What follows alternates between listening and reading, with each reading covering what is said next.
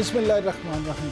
Programme view point के साथ मैं हूं इमरान याकूब खान और मेरे साथ कराची से मौजूद हैं जनाब ज़फ़र हिलाली साहब। हुकूमत की तरफ से सेनेट इलेक्शन का बड़ा शोर था और ये तहरीक इंसाफ की तरफ से साबित किया जा रहा था कि शायद जब PTI सेनेट इलेक्शंस में कामयाबी हासिल कर लेगी तो फिर रावी उनके लिए सब चैन लिख देगा और फिर इमरान खान और उनकी हुकूमत दोनों पहले से मजबूत हो जाएंगे। लेकिन फिर क्या हुआ? सिर्फ एक नशिस्त इस्लामाबाद वाली जो कि PTI की नज़र में अपसेट हुआ और यूसुफ रज़ा गिलानी जो PDM के मुश्तरका उम्मीदवार थे वो वहाँ पे कामयाब हो गए, जबकि हुकूमती उम्मीदवार हफीज़ शेख को वहाँ शिकस्त हुई।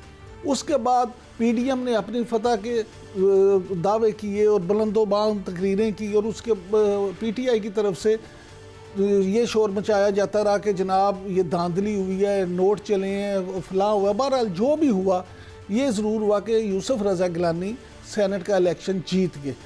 पाकिस्तानी तारीख़ का अगर जायज़ा लें तो सियासत में आपको ये याद रखना चाहिए कि अब जो वज़ीर-ए-आज़म इमरान खान की तरफ से ये फ़ैसला किया गया कि वो इत्मीद का वोट लेंगे, क्या उनको इत्मीद का वोट लेने की ज़रूरत थी या इत्मीद का वोट लेने के बाद वो मज़ीद मजबूत होंगे या कमज़ोर होंगे? बेनज़ीर भुट्टो जब वज़ीर-ए-आज़म थी तो याद होगा कि उन्होंने भी इत्मीद का वोट लिया था, लेकिन उसके बाद उनकी हुकूमत 6 माह का अरसा नहीं निकाल सकी थी। इसी तरह नवाज़ शरीफ जब असम्बलियाँ टूटने के बाद वापस दोबारा वज़ीर-ए-आज़म बने थे तो उन्होंने भी इत्मीद का वोट लिया था, लेकिन उनकी भी हुकूमत ज़्यादा अरसा तक चल ना पाई। अब क्या वज़ीर-ए-आज़म के लिए इत्मीद का वोट अगर वो लेने में कामयाब हो जाते हैं तो आगे आसानियाँ होंगी या उनकी मुश्किलात भी बढ़ जाएंगी? इस हवाले से आज प्रोग्राम में हम डिस्कशन करेंगे।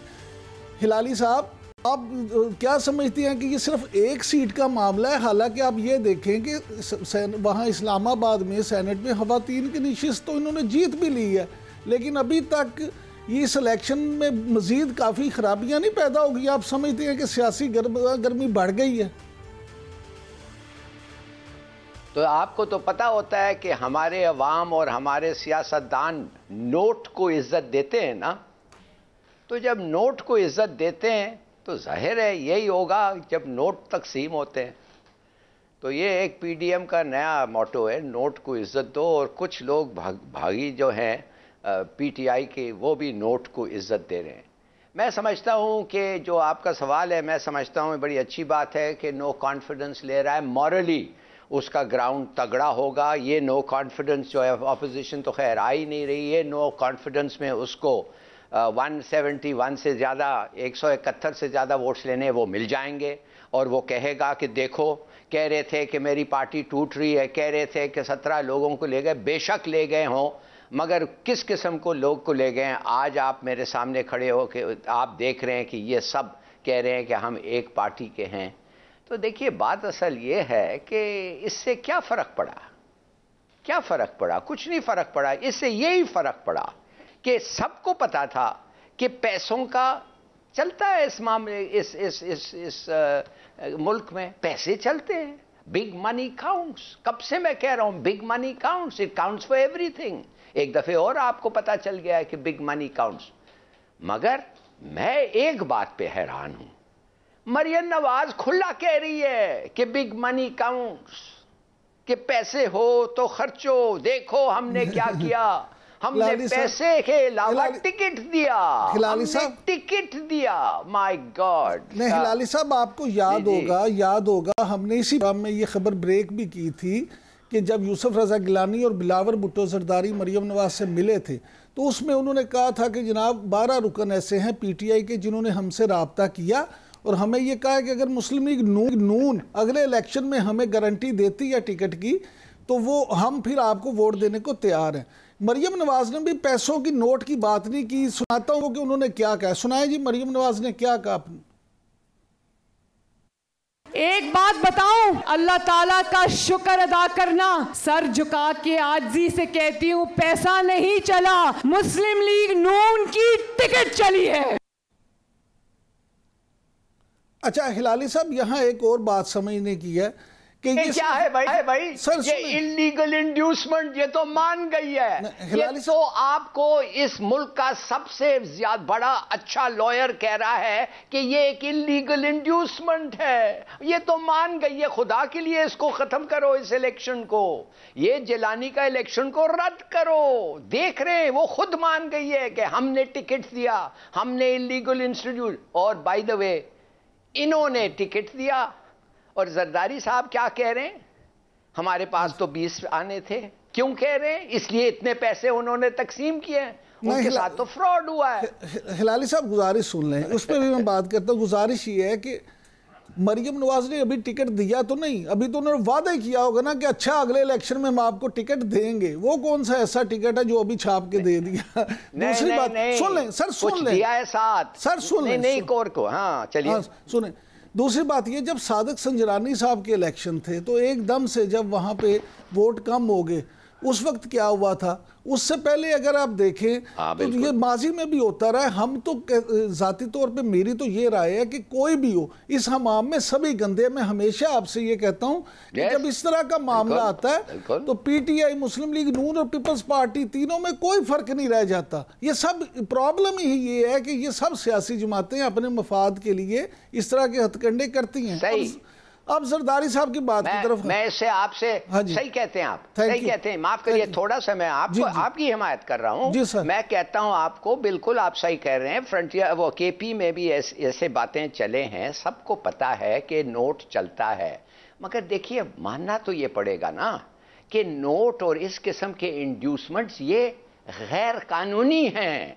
ये तो मानेंगे आप सर, आप मानेंगे कि गैर कानूनी है। सिर्फ तो जब ये गैर कानूनी चीज हो रहा है तो इलेक्शन कमीशन क्या कर रहा है? अच्छा हिलाली साहब, कभी तो पकड़ो कि ये रुक जाए, कभी नहीं पकड़ते। हिलाली साहब सिर्फ, हिलाली साहब मैं आपकी बात को मजीद आगे बढ़ाऊंगा। ये सिर्फ गैर कानूनी नहीं है, ये गैर इखलाकी भी है। मेरी गुजारिश समझे। लेकिन प्रॉब्लम ये है कि हमारे यहाँ सियासत में ना इखलाकियात हैं ना कानून है। पूरी सोसाइटी में कहाँ कानून की बालादस्ती है? यहाँ वो पंजाबी में कहते हैं जेरा लुच्चा ही उच्चा, यानी जो ज़्यादा बड़ा बदमाश है, हमारे डॉक्टर शाहिद मसूद साहब कहते हैं ना बदमाशिया। तो आप ये देखें कि बात ये है कि यहाँ पे कौन से कानून की आप बात करते हैं, यहाँ कौन से आप इखलाकियात की बात करते हैं? यहाँ तो वो कहते हैं कि माफ करिए ये थोड़ा सा मुझे कहने दें इस बात पे। मैं आपसे बिल्कुल एग्री करता हूं, मगर आप एक चीज तो मानेंगे, खुला उठ के अवाम के सामने बोस्ट करना, दाद देना कि हमने इलीगल काम करके देखो उनको हमने पकड़ा है, खुदा के लिए। इसलिए आप बताना चाहते हैं कि उनका ज्यादा ये नहीं था, लगा नहीं था इस पीटीआई में, बिल्कुल सही। मगर आप देखिए आप क्या कह रहे हैं, आप मान रहे हैं कि मैं ये कर रही हूं। तो आप जब मान जाते हैं खुला एट द टॉप लेवल, मैं नहीं कहता छोटे लेवल पे, एट द टॉप लेवल, तो फिर माफ करिए ये इलेक्शन नहीं होते हैं, ये सिलेक्शन भी नहीं होता है। ये कोई इलीगल सा एक्टिविटी है जो मेरे ख्याल में कानून के मुताबिक खत्म होना चाहिए। इस किस्म के इलेक्शंस को खुदा के लिए खत्म करो, नहीं तो किसी की इज्जत बचेगी नहीं। अच्छा हिलाली साहब, गुजारिश ये है कि ये तो जो होना था हो गया, अब आते हैं कि आगे क्या होगा। अब ये देखें असल तो चीज़, अब हमारे साथ सीनियर कानूनदार जो है अनवर मंसूर खान साहब वो मौजूद हैं, एक दो चीज़ें जानते हैं। Thank you very much Anwar साहब, आपने हमें टाइम दिया इस प्रोग्राम के लिए। मैं जानना ये चाहूँगा कि जैसे कि ये इतलात हैं कि पीडीएम कल के इजलास में बाइकआउट कर देगी, वो शामिल नहीं होंगे, उसमें शिरकत नहीं करेंगे, तो इससे कानूनी हैसियत क्या होगी इस इजलास की? उसको तो कोई फ़र्क नहीं पड़ेगा। कि बात यह है कि जो इजलास होता है उसके अंदर उसका कोरम होता है। अगर कोरम पूरा है तो उस सूरत में कोई फर्क नहीं पड़ेगा चाहे ऑपोजिशन मौजूद हो या ना हो। अच्छा दूसरा, अनवर मंसूर साहब ये बताइएगा कि वजीर आजम को टोटल कितने वोट लेना होंगे? 171। 170 जी नहीं, अगर उससे कम वोट होते हैं तो फिर उसकी कानूनी हैसियत क्या होगी? देखिए वोटिंग इन दी हाउस है, इशू ये है कि हाउस में जितने लोग मौजूद होंगे वो उनको लेना पड़ेगा पूरे उसके मेजॉरिटी, मगर 171 जो कन्विंसिंग वोट है वो सिर्फ 171 है और उनको उतना चाहिए होगा, उससे कम लेना नहीं चाहिए। अगर लेंगे तो उससे एक इशू दो उसमें कोई फर्क नहीं पड़ता है, इसलिए कि जितने लोग बैठे होंगे उसके हिसाब से उनको वोट लेने पड़ेंगे, मगर कन्विंस करने के लिए 171 लेना बहुत जरूरी है। यानी आपकी इस बात से ये नतीजा हज किया जा सकता है कि पीडीएम अगर इजलास में शिरकत नहीं करता तो बिल वास्ता इसका फायदा इमरान खान साहब को होगा। जी बिल्कुल बिल्कुल ठीक है। हिलाली साहब, आप जानना चाहेंगे अनवर मंसूर साहब से कुछ सवाल? या अनवर साहब, मुझे एक चीज़ आप बताएं, इस इलेक्शन में ये जो 50 सीट जो भी जितने भी सीट के लिए इलेक्शन हुआ था उसमें हमें पता है कि रिप्रेजेंटेशन नून का ना फ्रंटियर ना केपी में था, बलूचिस्तान, सिंध या फेडरल एरिया में। ये सही बात है? एक सीट नहीं है उनका इधर, और किसी और प्रोविंस से सीटें नहीं मिली हैं पीएमएलएन को। जी हाँ, तो ये किस किस्म की पार्टी रह गई है? आप ये from all Pakistan multi party, ये तो एक सूबा का पार्टी रह गया है। फिर क्या ख्याल है आपका? बिल्कुल सही कह रहे हैं आप। बल्कि मैं तो इस हद तक कहूंगा कि इस वक्त पीटीआई एक वाहिद पार्टी है जिसने हर प्रोविंस से सीटें ली हैं। सिंध में चाहे 2 सीटें ली हो, पंजाब में ली हैं, और केपी में ली हैं, और बलूचिस्तान में उनकी इत्तेहादी जमातों ने ली हैं। तो इस लिहाज से वो एक वाहिद पार्टी है जिसने हर प्रोविंस से सीटें ली हैं। बाकी कोई पार्टी ऐसी नहीं है जिसने कि और जितने बाकी प्रोविंसेस हैं उनसे ली है। शुक्रिया अनवर साहब, बहुत शुक्रिया, आपने हमें वक्त दिया। जी लाली साहब, अनवर मंसूर खान साहब तो कहते हैं कि पीडीएम ने जो ऐलान किया है बाइकआउट का, मौलाना फजलुर रहमान ने कहा कि हम नहीं वहाँ शिरकत करेंगे, तो उसका बिलवास्ता तौर पे इमरान खान को फ़ायदा होगा। और उन्हें वैसे तो 171 वोट लेना चाहिए, लेकिन अगर ये नहीं होते तो इससे कम वोटों से भी उनका काम चल जाएगा। तो आप क्या समझते हैं? तो चल गया इनका काम, समझिए, हो गया। 171 से ज़्यादा लेंगे। 179 का उनका वो जो आज लोग गए थे, मिले थे, इतने लोग थे, वो सब जाएंगे। तो 171 से ऊपर ज़रूर मिलना चाहिए, और बल्कि मेरे ख्याल में धचका लगेगा अगर 171 ना हो। हाँ, इस शर्त पे कि उन्होंने लोगों को इजाज़त ना दी हो कि तुम आने की ज़रूरत नहीं है, इसलिए कि उनके मीटिंग पे 179 लोग मौजूद थे। हिलाली साहब, मीटिंग में तो बाज़ लोग नहीं भी शामिल हुए, जैसे उनके बारे में फिर उन्होंने कहा है फवाद चौधरी साहब ने कि गुलाम मोहम्मद बीबी और बुखारी साहब, मोने सिलाई और आमिर लियाकत ये रास्ते में हैं, इसलिए शामिल नहीं हो सके। तो अगर ये चार लोग वहाँ शामिल नहीं भी हुए तो फिर उनकी तरफ से ये भी कहा जा रहा है हुकूमत की तरफ से कि उसके बावजूद 179 लोग हमारे आज शामिल हुए हैं पार्लिमानी इजलास में। तो आप क्या समझते हैं कि ये इत्तेहादी जो हैं ये पूरी तरह से कल साथ देंगे? इनका इतना वैल्यू नहीं है इस वक्त। वैल्यू देखिए, बात ये है इमरान साहब, बड़ा ज़बरदस्त, ये बहुत बड़ी बात ये है कि ये तो मीटिंग हो जाएगा, और इस मीटिंग में मेरे ख्याल में इमरान खान का नेक्स्ट आइटम क्या होगा, वो नेक्स्ट आइटम उसका होगा कि ये कौन है जो भगोड़े हैं, और क्या ये भगोड़ों को मैं अभी टैकल करूं कि डर के रहूं कि यार अगर ये पता चल गया तो इनको पार्टी से हमें निकालना पड़ेगा, और लिहाजा अगर मैं निकाल दिया इनको तो इनको ये हमारे साथ बैठ नहीं सकेंगे। हालांकि ये हैं मुनाफिक, मगर हमारे साथ फिर भी बैठ नहीं सकेंगे और इनका वोट हमें मिलेगा नहीं। हालांकि इस दफ़े आके उन्होंने दे दिया है हमारे को। तो अब क्या करें, क्या करना चाहिए? मेरा अपना ख्याल ये है फ्रैंकली कि इन लोगों को एक्सपोज करना चाहिए, और अगर ये सुप्रीम कोर्ट को जाते हैं और अगर वो ये गिनती होती है फिर इसलिए कि एक दफ़े ये एक्सपोज हो जाए तो फिर इनको पार्टी छोड़ना पड़ेगा मेरे ख्याल में, या एक्सपेल्शन होगी पार्टी से, तो वो शायद कोर्ट में जाएं। लेकिन हिलाली साहब कि जी हमें खामखा निकाल दिया, हम तो थे उधर, हमने नहीं किया, हमने वोट किया, इनके पास क्या सबूत है? ठीक बात है, लेकिन हिलाली साहब अब बात ये है कि जो खबरें आ रही हैं, खबरें तो ये आ रही हैं कि इमरान खान साहब की तरफ से आज के जो मीटिंग थी उसमें ये कहा गया है कि कोई बात नहीं, हम सेनेट में जो कुछ हुआ वो भूल जाएंगे, अगर सब कल आ जाते हैं तो इसको इग्नोर कर दिया जाएगा जो सेनेट के हुआ है। तो क्या अगर वो ये इग्नोर कर देते और इसको भूल जाते, उन लोगों को एक्सपोज नहीं करते जिन्होंने वोट नहीं दिया, तो फिर क्या समझते हैं आप? मैं समझता हूं कि मॉरली उनका हार होगा, उनका डिफीट होगा, मॉरल डिफीट होगा। इसके माने कि वो घबरा रहे हैं। देखिए, बात सीधी सादी है। मैं जानना चाहता हूं किस किस्म का कानून हो सकता है जो कहता है कि अगर तुमने एक क्रिमिनल एक्ट किया है, तुमने रिश्वत ली है, इसलिए कि तुमने रिश्वत ली है, जिसने तुम्हें रिश्वत दिया है और जिसने तुम्हारे को उस पार्टी से घसीट के निकाला है, वो भी जो एक क्राइम है, उसका फायदा हो, माने ही बेनिफिट्स, उसका फायदा होता है as a result of a criminal act. ये कौन सा कानून है दुनिया में? हिलाली साहब, ये हो सकता, बिल्कुल नहीं हो सकता इससे। हिलाली साहब है तो नहीं, लेकिन मैं आपको ये बता दूं कि कल वाला जो ये इत्मीनान का वोट है वो इतना आसान नहीं है। अभी तक की खबरों के मुताबिक PDM भी जो है वो भी इंतहाई पुरुमीद है, और ये इमरान खान साहब के लिए इत्मीनान का वोट लेना और मतलूबा नंबर लेना 171 को इतना आसान खेल नहीं है। कुछ अपसेट कल भी हो सकता है।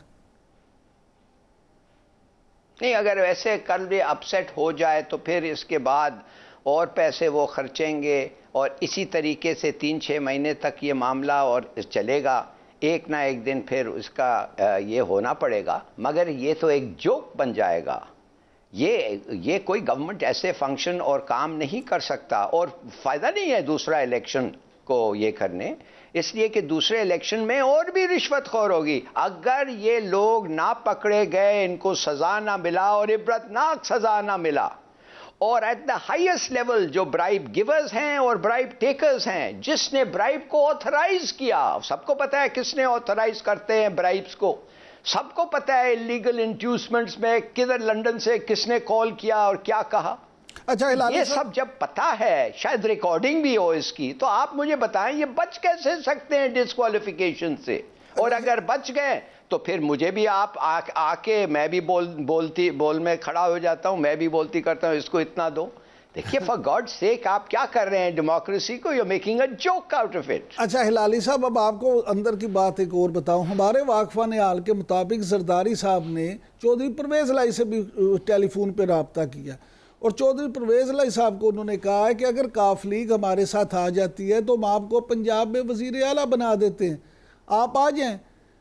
तो हमारे वाकफान हाल के मुताबिक अगरचे चौधरी परवेज लाई ने उनको जवाब दे दिया, उन्होंने कहा जी नहीं, मैं अभी मौजूदा हालात में इमरान खान को और तहरीक इंसाफ को नहीं छोड़ सकता, आप मुस्लिम लीग नून के साथ मिलकर ये काम करें, अभी हमने जो है ना हुकूमत के इत्तेहादी हैं, हम उनको नहीं छोड़ेंगे। तो इसका मतलब है कि जरदारी साहब जो हैं इत्तेहादियों से भी राब्ते में तो हैं। उसी तरह देखें क्यों लीग की तरह, इसी तरह जब जरदारी तो फिर एक एजेंट बन गए हैं ना, नवाज शरीफ का वो एजेंट बन गए। जरदारी के तो 5-7 वोट्स हैं पंजाब में, उसने क्या पूछना है लोगों को कि मैं तुम्हें चीफ मिनिस्टर ऑफरशिप करता हूं? चीफ मिनिस्टरशिप उसके हाथ में ही नहीं है, 5-7 वोट्स हैं उसके, कमाल है। मैं तो ये पूछना चाहता हूं कि ये जरदारी साहब अपने आप को क्या कर रहे हैं भाई? आप माफ करिए, इस किस्म के ये पार्लियामेंट्री टैक्टिक्स नहीं है, ये डर्टी इंट्रीग्स हैं, ये डिस्टेबलाइजेशन ऑफ पॉलिटिक्स है।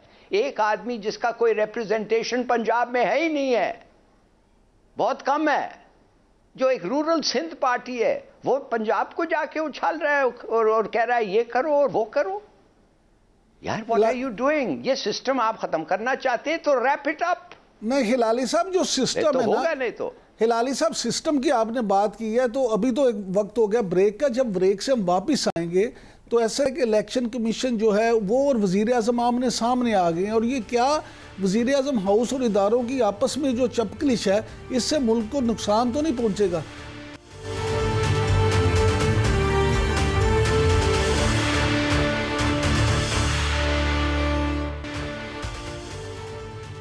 सेनेट इलेक्शन में हफीज़ शेख की शिकस्त के बाद वज़ीर आज़म इमरान खान साहब ने ना सिर्फ PDM को शदीद तनकीद का निशाना बनाया बल्कि इलेक्शन कमीशन को भी आड़े हाथों लिया। और इलेक्शन कमीशन के हवाले से आपने सुन ही लिया कि वज़ीर आज़म ने क्या कुछ फरमाया।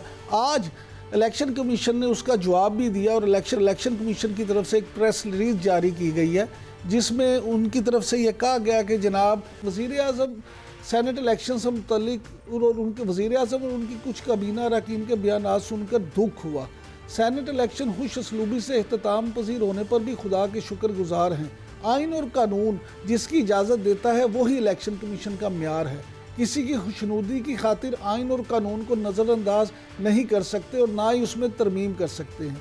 इलेक्शन कमीशन बगैर किसी दबाव के आइन और कानून के मुताबिक फ़ैसले करता है। जो हार गए वो नामंजूर और जो जीत गए वो मंजूर। क्या ये खुला तजाद नहीं? तो क्या आप समझते हैं कि इस रिएक्शन का और वज़ीर आज़म और इलेक्शन कमीशन के आमने सामने आने का क्या असर क्या निकलेगा? क्या आमने सामने आएंगे? ये इलेक्शन कमीशन अपना क्या ये प्रेस स्टेटमेंट दे रहा है कि प्राइम मिनिस्टर के खिलाफ अपने प्राइम मिनिस्टर के खिलाफ खुद क्या कर रहे हैं? वो खुद क्या बनना चाहते हैं? वो क्या पब्लिक से वोट लेना चाहते हैं? ये कोई तरीका है? प्राइम मिनिस्टर ने क्या कहा है? प्राइम मिनिस्टर में थोड़ा सोचिए। उसने कहा है अली हैदर के वीडियोस में नाम लिए गए हैं, कीमत लिए गया है, हर चीज बताया गया है कि किस तरीके से वो ऑपरेट कर रहे हैं और किस तरीके से वोट को रद्द करना चाहिए। ये क्या कानून के मुताबिक है? और कौन सा इदारा है जिसको ये मैटर रिफर करता है इलेक्शन कमीशन के अलावा? दूसरी बात, जब उन्होंने नसीर हुसैन शाह का वीडियो देखा और उससे कह रहा है डेवलपमेंट प्रोजेक्ट कोई और पार्टी सिंध में हम तुम्हें दे देंगे, तुम इसके खिलाफ वोट करो और ये करो, तो किसके नोटिस में ये लिया जाए? Election commission. मगर 7 बजे शाम को जब वो पहुंचे तो इलेक्शन कमीशन बंद था और लोग सो रहे थे, मगर 3 बजे रात को दचका में वो जाग रहे थे। ये है उनका क्लेम, ये है जो prime minister wants to point out. Hilali साहब, ये वो कहना चाहता है कि सुप्रीम कोर्ट का जो फैसला था, उन्होंने कहा कि फ्रॉड नहीं होना चाहिए। उन्होंने ये नहीं कहा वोट सीक्रेट नहीं होना चाहिए, उन्होंने कहा फ्रॉड नहीं होना चाहिए, तो कुछ टेक्नोलॉजी इस्तेमाल करो। देखिए, कहने की बात यह है कि बड़ा आसान है एक इदारा जो उन्होंने उधर दशका में जो उनकी इम्पार्शियलिटी थी वो कि 20 पोलिंग स्टेशंस में अगर हुआ है तो पूरा 200 में जाके इलेक्शन फिर करवाओ। आई एम सॉरी, माफ करिए, हिलाली साहब अब हर चीज कंट्रोवर्शियल हो। हिलाली साहब, कंट्रोवर्शियल तो खुद वजीर आजम भी बनाते हैं ना। अब देखें, इलेक्शन कमीशन ने अली हैदर गिलानी के हवाले से 11 मार्च को उसको डेट उसकी लगा दी है। अब उसकी इंक्वायरी, ये काम तो इलेक्शन कमीशन अब करेगा। उन्हें ये तो चाहिए था ना कम से कम उसका तो इंतजार करते कि वाकई इलेक्शन कमीशन कुछ करता है या नहीं करता। अब एकदम से आप किसी इदारे पे ये इल्ज़ाम लगा दें, या तो वो सबूत दे दें। आप वजीर आजम हैं, आपके पास तो तमाम वसाइल हैं, लेकिन किसी तरह से किसी इदारे को कंट्रोवर्शियल करना। देखें, आप कहते हैं वो इलेक्शन ठीक है जिसमें आपको 174 वोट मिले हैं, और वो इलेक्शन गलत है जो हार गए हैं। एक ही जगह पे 2 बंदों के इलेक्शन थे। आप मेहरबानी से मुझे ये बताएं, इलेक्शन कमीशन का काम है फैसला करना। इलेक्शन कमीशन का काम नहीं है कि पब्लिसिटी बैटल जीतना और प्रेस स्टेटमेंट से प्राइम मिनिस्टर उस मुल्क के उसके साथ तू मैं करना। ये इलेक्शन कमीशन का काम नहीं है। अगर उन्होंने सुना है एक चीज जो वो समझते हैं गलत है, चुप रहो। जब मामला तुम्हारे सामने आएगा फैसला करो। क्या पता तुम्हें बैठे बिठाए कि वो गलत है। हिलाली साहब, मेरा सिर्फ पॉइंट ऑफ व्यू ये है कि हमारा अलमिया है, ये हमारा वतीरा बन चुका है कि अगर नैब नवाज शरीफ के, शहबाज शरीफ के, शाहिद हकान अब्बासी के, राजा परवेज़ अशरफ के या किसी के खिलाफ कोई इंक्वायरी करती है, कोई केस बनाती है, तो वो नैब के चेयरमैन पे तनकीद करना शुरू कर देते हैं, उसको जानीदार करार देना शुरू कर देते हैं। उसी तरह इलेक्शन कमीशन में जो इलेक्शन हार जाता है वो कहता है ये इलेक्शन कमीशन।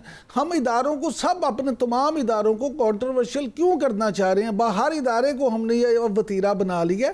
ये रवैया भी नहीं होना चाहिए। मेरा तो पॉइंट ऑफ व्यू सिर्फ ये है कि इदारों को अगर हम ये चाहते हैं, अगर हम ये चाहते हैं कि इदारे हमारे गैर जानिबदार हों, वाकई शफाफ काम करें, तो हमें फिर उन पे कहीं ना कहीं तो एतमाद करना होगा। आपके फिर इदारों के सरबराह जो होते हैं उनको पूछें ये क्यों होता है। कि जब एक मार्शल लॉ एडमिनिस्ट्रेटर एक जनरल साहब को इदारे के सरबराह बनाते हैं, आप समझते हैं पूरी दुनिया कहेगा कि ये उन पे कोई इम्पैक्ट है ही नहीं उस सरबराह का? आपका ये जो कहना है कि बिल्कुल ठीक है, इदारों को खुद कंट्रोवर्शियल नहीं होना चाहिए, इदारों को इस तरह की बात नहीं करनी चाहिए, ख़ास तौर पे सरबराहों को। लेकिन वज़ीर आज़म भी तो इस मुल्क के सरबराह हैं ना, उन्हें भी तो पब्लिकली टीवी पे आके ऐसे नहीं ना करना चाहिए, उन्हें भी उसका कोई तरीका, आप उसको शोकास कर दें, आप उसको कानूनी तरीका इख्तियार करें। उसने कुछ नहीं कहा सरबराह से उसने सिर्फ एक बात की, उसने ये नहीं कहा कि ये सरबराह ने किया, उसने सिर्फ ये कहा कि जब हमारे बंदे एक ऑब्जेक्शनेबल वीडियो के साथ पहुंचे हैं उधर, हमें कम से कम रिसीव करके वीडियो ले लेते और कहते कि हम देखेंगे।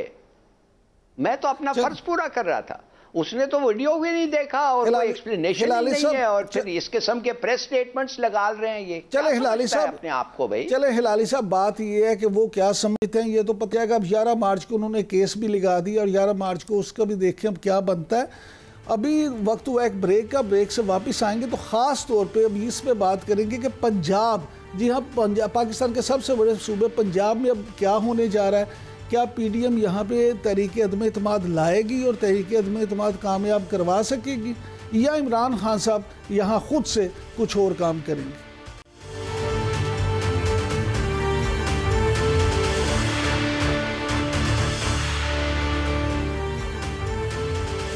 सेनेट इलेक्शन में यूसुफ रजा गिलानी की कामयाबी के बाद बिलावल भुट्टो जरदारी ने क्या इंदिया दिया तहरीक अदम एतमाद की तरफ से? क्या उन्होंने कहा कि तहरीक अदम एतमाद कहाँ लाएंगे और किस तरह से करेंगे? इस हवाले से पहले सुनते हैं कि बिलावल भुट्टो ने क्या कहा। हम समझते हैं कि हमें पहले पंजाब को बचाना चाहिए। हम कब अदम एतमाद और कहाँ अदम एतमाद या क्या स्ट्रैटेजी अपनाना है, तो पाकिस्तान डेमोक्रेटिक के मूवमेंट के अब फैसले हैं। जी लाली साहब, बिलावल भुट्टो की ये बात सुने तो ये लगता है कि अब पंजाब ही बचता है कि पंजाब में वो तहरीक अदम एतमाद लाएंगे, क्योंकि सिंध में उनकी अपनी हुकूमत है, केपी में उनके लिए अभी उस तरह की पोजीशन नहीं है, ना ही बलोचिस्तान में, तो रह जाता है पंजाब, जहाँ पे पंजाब बड़े नॉमिनल मार्जिन के साथ पीटीआई वहाँ पे हुकूमत कायम रखे हुए है। तो आप क्या समझते हैं अब ये पंजाब में तहरीक अदम एतमाद लाने के लिए क्या करेंगे? देखिए, सीधी सादी बात है, इन्होंने बड़ी कोशिश की और वो कोशिश कामयाब नहीं हुए। ये क्या करेगा लड़का, उसका बाप ने कोशिश किया, मिस्टर जरदारी सबसे भारी, उन्होंने कोशिश किया और उनको जवाब मिल गया कि आप ही नहीं चलेगा ये काम, बकौल आपके, अभी तो आपने बताया यार। नहीं, तो अगर ये उसका आ गया है तो पता नहीं ये क्या सोच रहे हैं, इनको क्या ये पढ़ नहीं सकते हैं, देख नहीं सकते हैं? लेकिन हिलाली साहब, अगर हिलाली साहब आप ये भी देखें कि अगर फ़र्ज़ करें, क्योंकि सियासत में तो मफरूज़ों पे बात होती है, फ़र्ज़ करें कि अगर वज़ीर आज़म कल कामयाब नहीं हो पाते इलेक्शन अपना एतमाद का वोट लेने में, अगर वो मतलूबा नंबर नहीं ले पाते, तो क्या पंजाब में आप नहीं समझते कि इत्तेहादी जो हैं हुकूमत का साथ छोड़ने को तैयार हो जाएंगे? ये अगर जो है आपके बड़े अच्छे अगर होते हैं ममूमन, मगर ये अगर ऐसा अगर है जो ये हो ही नहीं सकता। माने कि आप पूछ रहे हैं अगर दुनिया गोल नहीं होता और दुनिया चपटा होता तो फिर हम क्या करते? बस सीधी सादी बात है यार कि ये फैसला हो गया है, ये इन लोगों के पास अभी कुछ नहीं है, ये नर्वस करना चाहते हैं इमरान खान को। एक मंजे हुए बैट्समैन को अभी गया है क्रीज में, विकेट मुश्किल है, फास्ट बॉलिंग है, अच्छा बॉलर है, उसको और नर्वस करना चाहते हैं। वो नर्वस नहीं होता है, बड़े टेस्ट मैचेस खेल चुका है। नहीं, लेकिन ये खत्म है अभी, this whole matter is finished. Hilali साहब, लेकिन नर्वस तो वो कल नजर आए थे। कल जब वो मीडिया से बात कर रहे थे, तकरीर कर रहे थे चैनल्स पे, तो बड़े फ्रस्ट्रेटेड नजर आ रहे थे, गुस्से में थे, शदीद गुस्से में।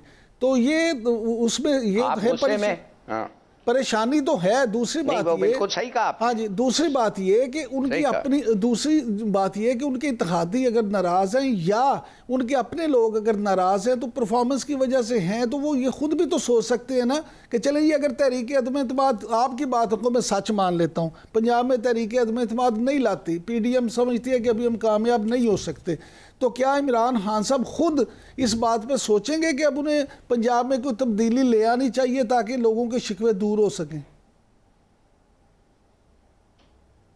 हाँ, ये बड़ा अच्छा सवाल है आपका, वेरी गुड क्वेश्चन। अब ये होना चाहिए, मगर इमरान खान अड़ गया है, नहीं करेगा। अफसोस से मुझे कहना पड़ता है, इसलिए नहीं कि बुरदार, वैसे बुरदार तो सक्सेसफुल नहीं है, ना कि मुझे कोई ख़ास बात इसके बारे में पता है कि ये डिज़ास्टर है, मगर लगता है कि एक नियर डिज़ास्टर है। तो अगर सब लोग कह रहे हैं, उसके अपने लोग कह रहे हैं, सीनियर लेवल पे कह रहे हैं, तो फिर अड़ नहीं जाना चाहिए। इनको खिसका के गवर्नर बना दो, सरवर को ले आओ चीफ मिनिस्टर, क्या फ़र्क पड़ेगा? अच्छा हिलाली साहब, 2 साल तो अब रह गए। हाँ। अच्छा हिलाली साहब, एक और यहाँ पे बात, आपको याद होगा मैंने आपको पिछले हफ्ते भी ये खबर दी थी कि वज़ीर आज़म इमरान खान साहब जब आए थे यहाँ इलेक्शन से पहले तो बड़े गुस्से में थे, और उन्होंने कहा मैं पंजाब सेनेट इलेक्शन के बाद पंजाब के हवाले से अहम फैसले करूँगा। तो अब आप ये देखें कि जो हुआ है अब सेनेट के इलेक्शन में, तो हो सकता है वज़ीर आज़म खुद भी ये सोचें कि उन्हें अब ये फैसला ले लेना चाहिए ताकि लोगों के शिकवे शिकायत दूर हो सके। मेरे ख्याल में उनका रेफरेंस था डस्का का, और वो पूरा इलेक्शन का, जिस तरीके से सिविल एडमिनिस्ट्रेशन जो उनका रिस्पॉन्सिबिलिटी है, जिस तरीके से उन्होंने उस मैटर को हैंडल किया, बहुत बुरा था। और जो भी रिस्पॉन्सिबल था उसका कसूर था, कोई ना कोई तो जिम्मेवारी लेना चाहिए। तो मेरे ख्याल में डस्का उनको बड़ा डका है, लगा है। मगर मेरा अपना ख्याल ये है कि अब शायद उन्होंने फैसला ये किया कि भाई अब तो मैंने खुद ही देख लिया है फ्रॉम क्लोज क्वार्टर्स कि सिविल एडमिनिस्ट्रेशन जो चीफ मिनिस्टर का रिस्पॉन्सिबिलिटी है, चीफ सेक्रेटरी का है, IG का है, ये सबको बुलाया गया है, ये सब कसूरवार हैं, क्या हो रहा है, मुझे बेइज्जती हो रही है। बिल्कुल, I think he had every right to say what he said, और बिल्कुल चेंजेस होने चाहिए, कोई किसी ना किसी को जिम्मेवार होना चाहिए इस डिजास्टर को। अच्छा हिलाली साहब, अब अगली बात, आपने जो अभी चौधरी सरवर का जिक्र किया था, तो पंजाब में अब चौधरी सरवर को एक दफ़ा फिर वज़ीर आज़म इमरान खान ने एक्टिव तो बड़ा कर दिया।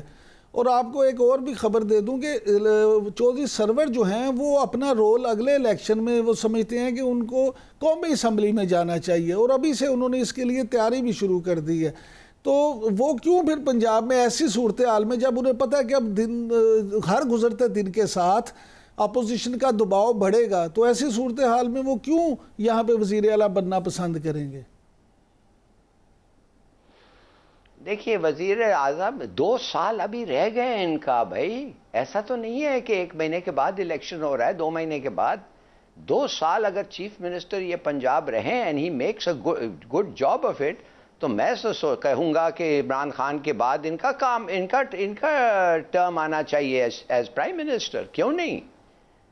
इमरान खान से इतने बूढ़े नहीं हैं, और अगर वो बड़ा अच्छा इनका तरीका है, लोग इनसे खुश हैं। Is a very competent man, मैं खुद उनसे मिला हूँ, बड़ा वेल नॉलेजेबल आदमी है। और अगर 2 साल पंजाब को ठीक किया, डिलीवर किया, व्हाई नॉट, बड़ी अच्छी बात होगी। मेरे ख्याल में he should be given an opportunity. लेकिन हिलाली साहब, आपको याद होगा कि जब 2018 में इलेक्शन हुए थे, उस वक्त चौधरी सरवर तो इलेक्शन से पहले ही वहाँ पे इलेक्शन लड़के तो असम्बली में आना चाहते थे, लेकिन वज़ीर आज़म इमरान खान साहब की तरफ से उन्हें कहा गया कि नहीं, हम आपको गवर्नर बनाएंगे, आपने इलेक्शन में हिस्सा नहीं लेना। तो अब एकदम से इमरान खान साहब इतना पूरा वो सारा अपना किस तरह से बदल लेंगे? वो इसलिए मेरे ख्याल में कि गवर्नर एक अच्छा एडमिनिस्ट्रेटर को रखना बहुत ज़रूरी है, इसलिए कि कभी ना कभी आपको गवर्नर्स रूल लगाना पड़ता है। आपने देखा कितने दफ़े गवर्नर्स रूल पंजाब में लगा हुआ है। सलमान तासीर का आप याद है, खर हिमसेल्फ।